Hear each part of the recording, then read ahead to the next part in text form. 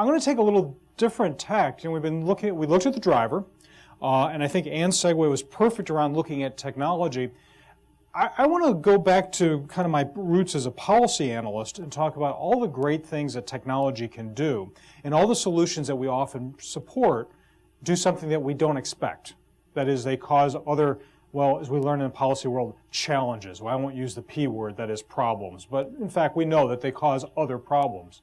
And so as we start thinking about new technologies out there, whether it's collision warning systems, a variety of technologies out there to help the driver or make the system safer, or as we know, the fascination that we've had with automated highways or intelligent this or smart that, they all do have indeed real benefits for the older operator, be they commercial or passenger, but they also bring with them a number of other challenges. Let's say you're a true believer. Let us truly believe that the automated system will make it safer.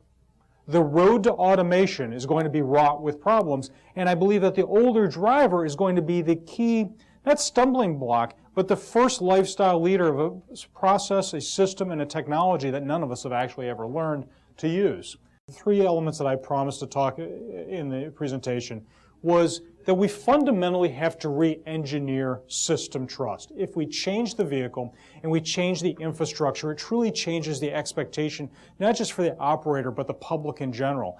Secondly, design and learning. As the car gets smarter, has more in it, how do we actually have people actually learn over time to use new technologies when in fact you probably did not have it in your driver ed class, and certainly if you haven't taken a driver ed class for several decades, I can assure you you haven't had in there.